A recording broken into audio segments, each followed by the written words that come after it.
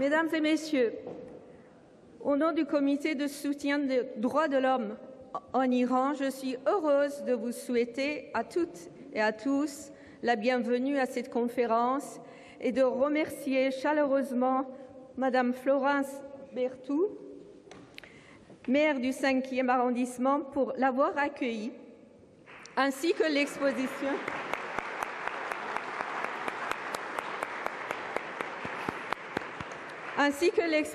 sur le massacre des prisonniers politiques en Iran en 1988. Cette exposition n'est pas seulement une mémoire du passé.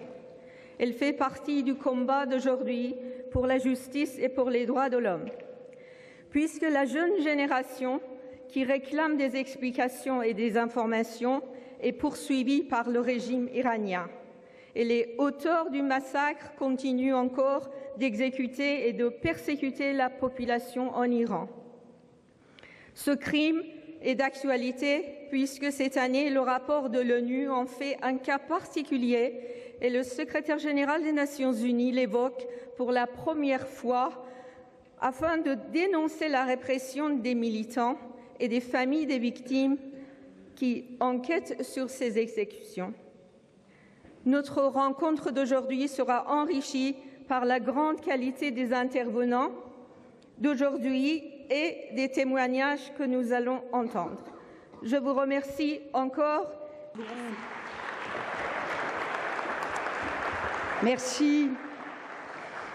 Monsieur le Premier ministre, Mesdames, Messieurs les ministres, Mesdames, Messieurs les députés, les élus, Mesdames, Messieurs les présidents d'associations, je voudrais saluer tout particulièrement la présidente du comité du soutien aux droits de l'homme et son représentant, président de l'association des femmes iraniennes en France, et puis toutes celles et tous ceux qui œuvrent pour le combat des droits de l'homme, on devrait dire des droits des femmes aussi, dans notre monde.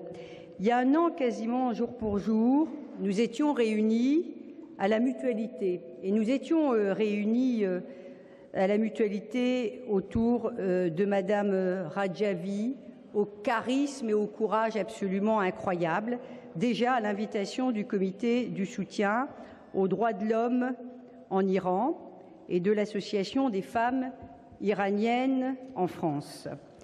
Je suis très touchée et fière que vous ayez choisi la mairie du 5e, que je conçois avant toute chose comme la maison du peuple, la maison des peuples, pour organiser votre colloque. Pour les Iraniens et pour l'humanité tout entière, l'été 1988 est marqué d'une pierre noire, d'un crime odieux et qui est encore trop méconnu, l'exécution de milliers d'opposants au régime de Téhéran, c'est-à-dire la plus grande vague d'exécution de prisonniers politiques depuis la Seconde Guerre mondiale. Le courage des rescapés et des familles des exécutés, la mobilisation des défenseurs des droits de l'homme à travers le monde font, je suis sûre, qu'un jour la vérité triomphera de ces mensonges qu'on essaye de nous imposer. Aujourd'hui, le doute n'est plus permis sur la réalité des exactions, les preuves et les rapports accablants se multiplient et je salue l'action des nombreuses ONG qui ont interpellé l'an dernier le secrétaire général de l'ONU pour demander la mise en place d'un tribunal international indépendant, première étape dans la reconnaissance de ces crimes comme crimes contre l'humanité. Je souhaite que votre action, notre action auprès des organisations internationales porte enfin ses fruits et fasse progresser les droits de l'homme en Iran et partout où l'horreur a sévi. Un peuple ne peut se réconcilier avec lui-même si la lumière n'est pas faite sur son histoire et si les coupables ne sont pas jugés. Et je rejoins la rapporteure du Conseil des droits de l'homme de l'ONU qui a rappelé le mois dernier, sa déclaration est encourageante, vous l'avez rappelé en nous faisant visiter cette exposition, qui a rappelé l'importance de rendre justice aux familles des victimes des massacres de 1988. Rendre justice permet de panser les plaies du passé et ce long processus commence avec le devoir de mémoire. Nous avons le devoir de ne pas oublier, car l'oubli reviendrait à donner raison aux criminels. Le bourreau tue toujours 2 fois, la seconde fois par l'oubli, disait si bien Elie Wiesel. Ici, au cœur du quartier latin, au cœur d'un arrondissement de la connaissance et de la transmission des savoirs, cette notion de vérité historique nous parle tout particulièrement. Merci pour votre immense courage et merci aussi et surtout à toutes les personnalités qui œuvrent au quotidien pour que la vérité soit faite. Et je suis très fière et très heureuse qu'on puisse vous accueillir cet après-midi.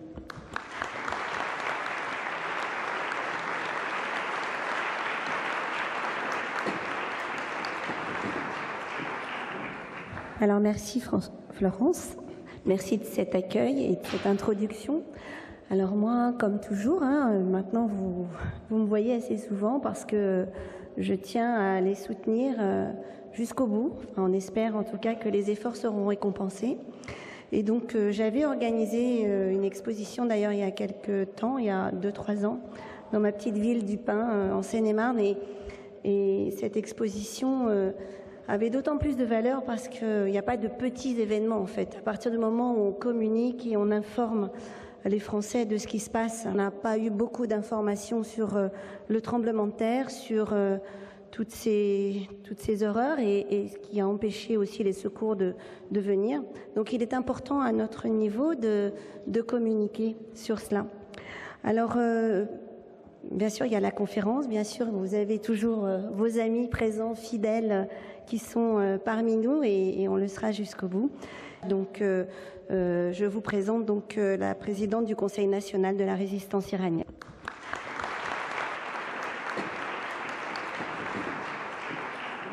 Mesdames et messieurs, chers amis, je souhaite un grand succès à cette rencontre à la mairie du 5e à Paris. Je remercie chaleureusement Madame la maire Florence Berthoud pour accueillir cette conférence et cette exposition. Je voudrais d'abord profiter de l'occasion pour remercier tous les amis français pour leur solidarité après le tremblement de terre de Kermanshah. Les habitants de cette région sinistrée, surtout à Sarpol Zohab et à Qasr Shiri, sont en colère parce qu'ils ont été abandonnés par le régime. Ils ont seulement reçu l'aide de la population iranienne. Je remercie chaleureusement mes compatriotes. Chers amis, il est très important de consacrer la conférence d'aujourd'hui à la justice et à la vérité pour les victimes du massacre de 1988 en Iran, parce que le 3e comité des Nations Unies vient de condamner une fois de plus la dictature religieuse pour ses violations des droits de l'homme. Cette résolution demande des mesures pour mettre fin à l'impunité des auteurs de ces violations. Il ne faut pas oublier que tous les organes et dirigeants actuels du régime sont impliqués dans le massacre de 1988. Le secrétaire général des Nations Unies, M. Antonio Guterres, parle de ce crime dans son rapport de novembre 2017 et des nombreuses plaintes des familles des victimes envoyées à l'ONU.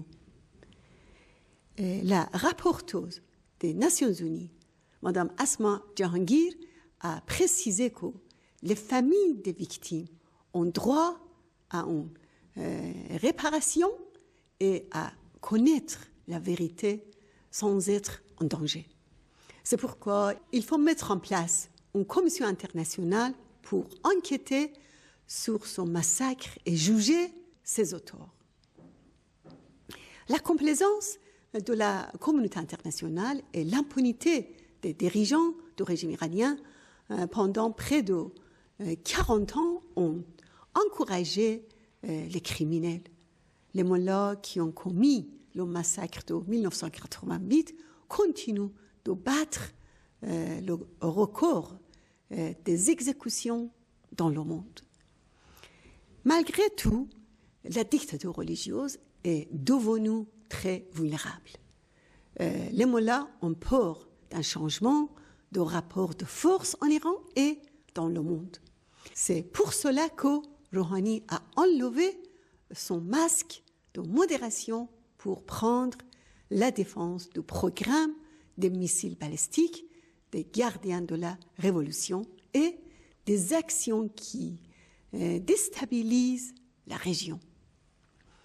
Cependant, les dirigeants du régime devront bientôt rendre des comptes.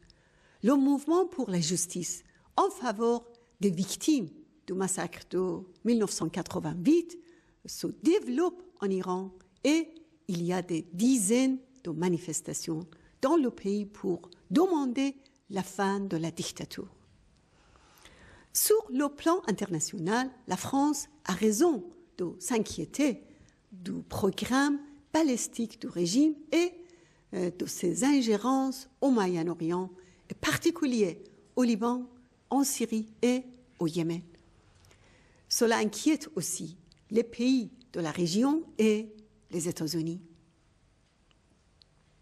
L'époque de la complaisance doit prendre fin. Pour voir un changement de comportement, il faut que ce régime rende des comptes.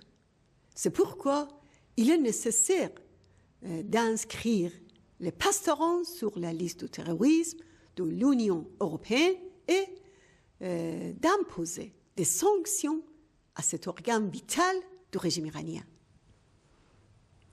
Les amendements récents du Congrès américain contre les missiles des mollahs sont utiles. Il faut faire aussi barrage à la présence des pastorants et de leurs milices dans les pays de la région. Mais il faut aller plus loin et conditionner les échanges et les relations à l'arrêt de la torture et des exécutions en Iran. Il est nécessaire que le Conseil de sécurité de l'ONU prenne des mesures efficaces pour faire juger les criminels au pouvoir en Iran. La fin de l'impunité va mener à la victoire des droits de l'homme et rapprocher la fin de ce régime comme la fin des souffrances du peuple iranien et des peuples de la région. Elle va ouvrir la voie à un Iran libre et démocratique. Je vous remercie.